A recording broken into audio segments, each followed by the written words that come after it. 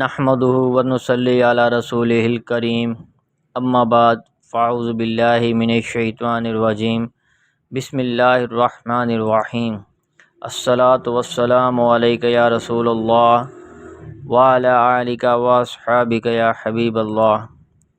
آج کا ہمارا حدیث کا بیان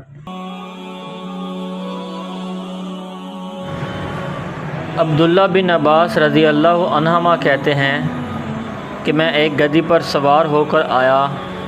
ان دنوں میں بالغ ہونے کے قریب ہو چکا تھا اور رسول اللہ صلی اللہ علیہ وآلہ وسلم منع میں نماز پڑھا رہے تھے۔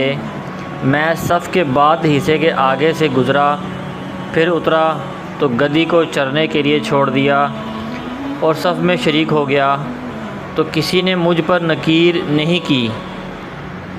ابو داؤد کہتے ہیں یہ کنابی کے الفاظ ہیں اور یہ زیادہ کامل ہیں۔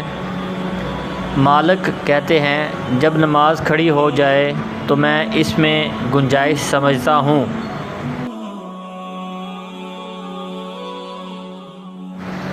ابو صحابہ کہتے ہیں کہ ہم نے ابن عباس رضی اللہ عنہما کے پاس ان چیزوں کا تذکرہ کیا جو نماز کو توڑ دیتی ہیں، تو انہوں نے کہا میں اور بنی عبد المطلب کا ایک لڑکا دونوں ایک گدھے پر سوار ہو کر آئے۔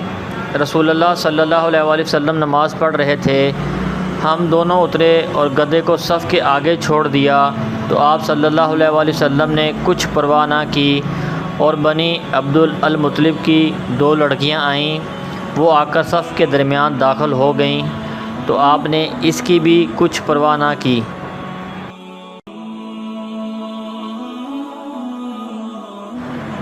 منصور سے یہی حدیث اس سند سے بھی مروی ہے۔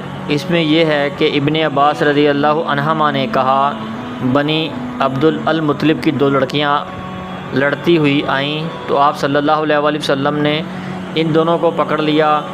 عثمان کی روایت میں یہ بھی ہے کہ آپ صلی اللہ علیہ وآلہ وسلم نے پکڑ کر دونوں کو جدا کر دیا، اور داؤد بن محراق کہتے ہیں آپ صلی اللہ علیہ وآلہ وسلم نے ایک کو دوسرے سے جدا کر دیا اور اس کی کچھ پرواہ نہ کی۔